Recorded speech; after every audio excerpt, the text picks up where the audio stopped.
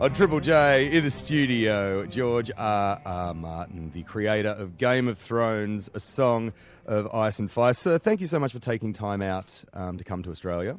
Oh, my pleasure. I love to come to Australia. When was the like, tell us about some other times you've been here. First time was in 1990. I came down here to Melbourne I was a guest of honor at the Australian National Science Fiction Convention, which at that time was attended by about 200 people at a rather sleazy hotel down by Luna Park. But it was my first taste of Melbourne and Australian hospitality. We had a great time, and now I'm back traveling around the country with the Supernova Convention. It's a little different. Yeah, a little larger. I think we had about 35,000 people in Brisbane, and we fly in Adelaide tomorrow, and the whole traveling circus of Supernova. I mean, not only myself, but Michelle Fairley will be there, and Mark Addy, who played King Robert on Game of Thrones, and Jerome Flynn, who played Bronn, will also be on hand, and as well as numerous other actors and writers, some great actors from the series Spartacus, several dwarfs from The Hobbit, the guy who invented the Daleks in Doctor Who, Davros. We've got one of those downstairs at the ABC here at the moment, one of the Daleks. Do you really? Yeah, Okay. There's a Doctor Who exhibition. Oh, man, what a crazy flight to be on. Yeah, it's pretty amazing. Daleks and hobbits and dwarves. Oh, my. And, of course, when I say, thank you for taking some time out to come to Australia, what I really mean is thank you for taking some time out from finishing the final two books to come to Australia. Which is seriously, when I put this up on Facebook yesterday and I mentioned it on the radio that you were coming in, that's what everyone wants to know. That's the main question. When is the last two books, The Winds of Winter and the next one, going to be finished? I guess that's... do you get sick of people asking that question? Yes, actually, I do. Good. That's honest. I've long given up giving an answer to that question, and I'm bad at estimating how long it takes me to do things. I'm consistently over-optimistic. I would throw out these dates and say, well, yes, I'll finish it by the end of the year, and then I would not finish it by the end of the year, and people would go crazy. People show up on your lawn with pitchforks and torches. So now But they do that anyway, George. They do that when you kill off their favorite characters. They do it when you don't kill off the characters they hate. Yeah, some of my fans are very enthusiastic. It must be said, however, that for everyone who's perhaps a little obsessive like that there are hundreds of thousands who are perfectly nice and patient and supportive. Now, I've got Jessica's on the line from Brisbane. Jessica, you are one of those less crazy fans, I'm guessing? Yeah, I'm not as crazy. So here's George R. Martin. He wrote Game of Thrones. You've probably heard of him. Say hello. Is there something you'd like to know? Yeah, I would. I was just wondering, is the reason why you've been taking your time with writing the last books, is it because you're attached to the characters, or is it because you're still trying to figure out who you want to rule Westeros in the end? No, I know who's going to rule Westeros in the end, but not that I'm going to tell you guys. But I'm going to keep that to myself. I'm not taking my time. I'm writing as fast as I can. It's just that, they're enormous books. And the longer and more complex they are, the longer they take, the longer I wrestle with them. My muse is a fickle thing and sometimes leads me down dead ends. And it's just a slow process. There you go. Cool. Well, thanks for taking your time with it because they're such a fantastic read. I really enjoyed the books. Please do keep reading them. Hey, thank you very much, Jessica. That's Jessica from Brisbane. We've got George R. R. Martin in the studio. Of course, you do other things with your life as well, George. There's your blog on American football. You just opened a theatre in Santa Fe. Yes, I bought a little art house called the Jean Cocteau Theater in Santa Fe, New Mexico, where I live. We're going to get in a liquor license, which will be the first theater in New Mexico to serve beer and wine. I actually got some of these ideas from you Australians. Coming down here and going to a few movies in your gold class cinemas was an impressive experience. You can have wine in the normal ones as well, but maybe not quite as fancy. Oh, can you really? Yeah, absolutely. Especially if they don't check your bag. I'm talking to George R. R. Martin. There's a lot of music in the show as well. We're going to play one of the bands that took on one of the big songs from Game of Thrones. But right now, since you are here, you're from Santa Fe, I'm going to play the song Santa Fe by Beirut on Triple J. On Triple J, that is Santa Fe by the act Beirut. I played that because a gentleman is in the studio who is from New Mexico, from Santa Fe. George R. R. Martin, the creator of Game of Thrones. Do you remember every character and storyline when people ask you about them? People ask you about a specific storyline, you've got to think back to the first book or the second one or something? I remember them pretty well, actually, yes. Sometimes I think there's something wrong with my brain. I seem to remember my made-up fictional characters and lands far better than I remember many people that I meet in real life. Huh. I have a tendency to, I don't know, I guess use my brain synapses for the imaginary creations rather than real ones. I'm imagining like a whole wall full of portraits with tight string between them, linking all the characters. That's all in your head. It is in my head, yeah. It's not literally on my wall. Some people do seem to imagine my office is like that. But my office is a mess, covered with piles of paper everywhere, but not that kind of mess. It's all somewhere in my head. Try to take good care of my head. Of course, and that's where the writing takes place, in that messy office with the paper everywhere. It does, yes, it does. And I have my regular computer and my writing computer, which are physically separate. I actually still write on a DOS machine with WordStar 4.0. No viruses. No viruses, exactly. It's not even connected physically to the internet. And it is closer kind of to, I guess, the era of Game of Thrones. Well, yes. And then when I'm done, I print out the manuscript, tie it to the foot of a raven, and send it off to my publisher. And there's no ravens looking over your shoulder, or hackers, as we call them in the modern age. They can get to my emails, but they can't get to the primitive DOS machine. That's great. That's right. What about continuity? Because I heard you actually had a fan helping you with continuity. Yes, there are a couple fans in Sweden. Elio Garcia, who's an American who lives in Sweden with his Swedish girlfriend, Linda Ann Thompson. And they run the Westeros website, which is the largest community of Ice and Fire fans in the great, scary world of the internet. And Elio and Linda know Westeros, I think, better than I do. So when the occasions do arise where I'm trying to recall, have I ever mentioned this before? Or did I kill this character? Is he still alive?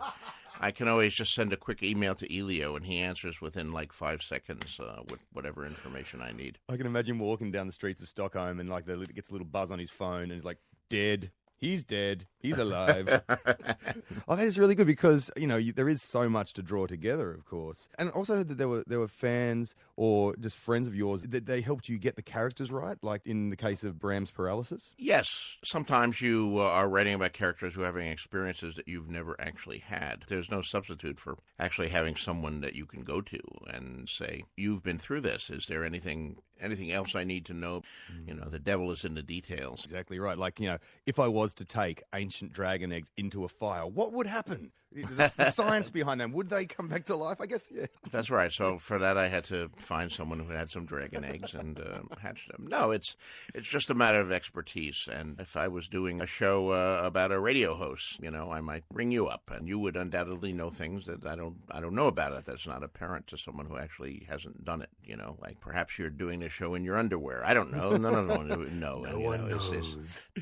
I'm talking to George R.R. Martin, the creator of Game of Thrones. And actually, we've got someone on the phone now who is a massive fan. Natalie's on the line from Brisbane with a very simple question. This is possibly the top comment on Facebook when we asked for questions for you, George. Natalie?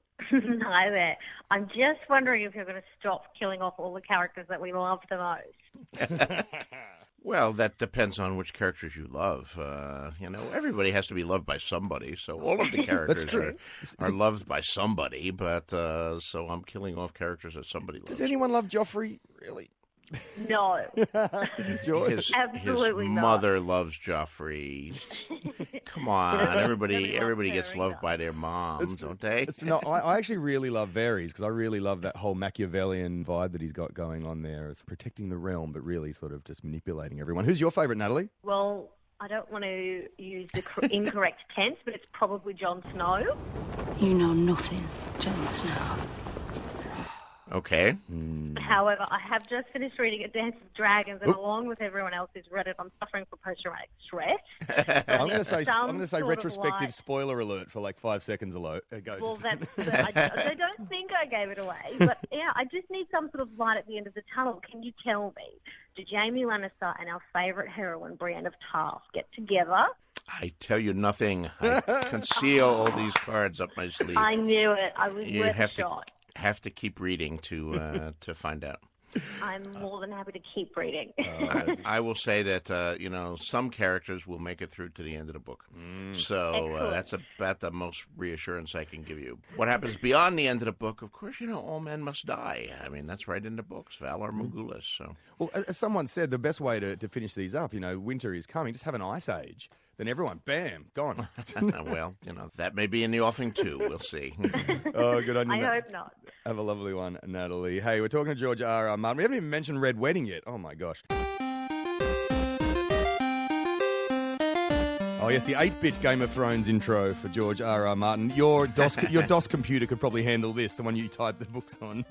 Could be, yeah, it could be. You've really achieved such an amazing duality. People love you and they hate you. People were saying yesterday you ruined book reading for them because after they get to the end of the Game of Thrones, the Ice and Fire books, they've got nothing else to read. Nothing sort of comes close. Do you still read fantasy? I do. I still read many things. I'm a fairly voracious reader, but for one thing, I get sent virtually every fantasy that's published anywhere in the world now for, would you like to comment or give a cover blurb to this fantasy? And I do for some of them, but I love fantasy. I love science fiction, which is something else I've written a lot of, horror stories. But I also read a lot of murder mysteries. I read a lot of history and historical fiction. My unread shelf is just jammed with so many books that I could just do nothing but read for the rest people of would my be life. stoked if you did that. People would be annoyed. This is, of course, when you started writing these books, there wasn't these kind of massive cinematic TV shows, which then your books could be turned into. Like in the 90s, I guess there was like Buffy, and then that was before The Sopranos and Lost and stuff. Really come quite a long way. Yeah, we've television. This is the golden age of television. I think television has really displaced feature films as where the best drama is being done. There used to be, in Hollywood at least, a real pecking order. They sort of look down on television, but all of that's open up now. You have people like Martin Scorsese directing the first Boardwalk Empire, and major feature film directors being involved, major actors. Did it feel weird handing over your books, your many babies, to HBO? Yeah, a little bit. I mean, it is like your babies, and you have your children, and it comes a time when you have to send your children off to school and entrust them to people, and the people you're entrusting them to seem nice, but you never know. There's always a certain trepidation. Well, what if they're really, cannibals or something like that? Alex on the line from Canberra. You want to have a little question about HBO taking on the books? Yeah. Hey, nice to meet you, George.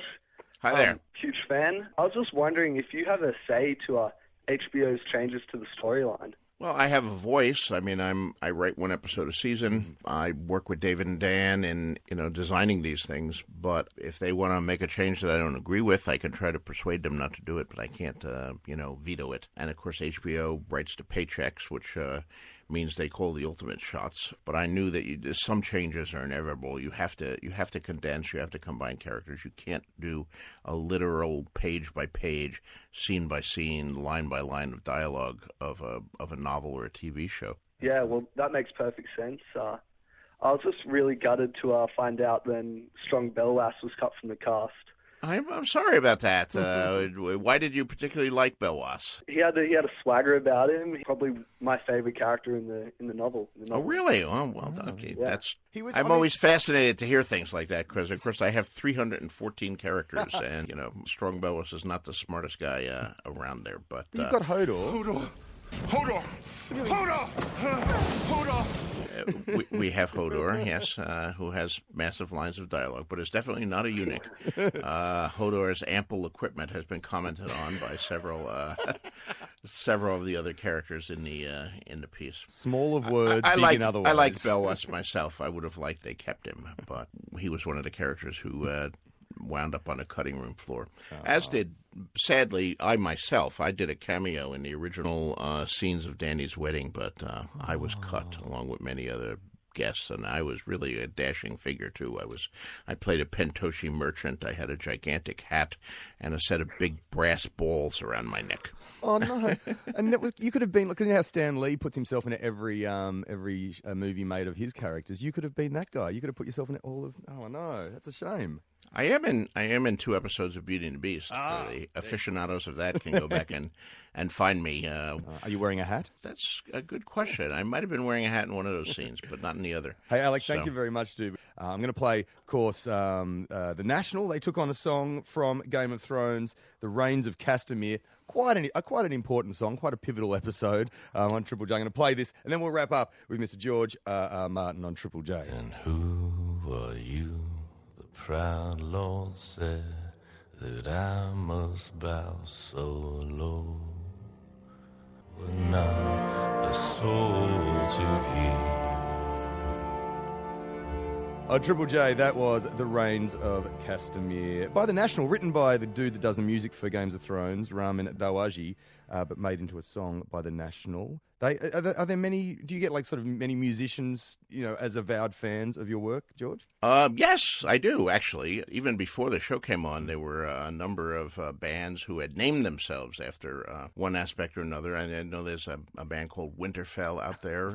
There's a King of the North from Melbourne, actually, a 2-piece called King of the North. So. Really? Okay. A lot of heavy metal bands, which is sort of ironic because I'm not a real big heavy metal fan, but it's a sort of a kick for me that fact that these songs are actually being made. So it's a little part of me that always wanted to be a songwriter, but having no musical talent whatsoever kind of made that difficult. But I write these songs, at least I write the words of these songs, and now really world-class bands and songwriters are setting them to music and making actual songs out of them. And you got the guy from the dude from Snow Patrol to sing on as well. And roared and smelled her there, she kicked and wailed. From him and The National and the Hold Steady. And you got it all. You've pretty much got the life of a rock star. Famous people are covering your songs, and the TV version of your books is full of boobs, which is very much a rock star world as well.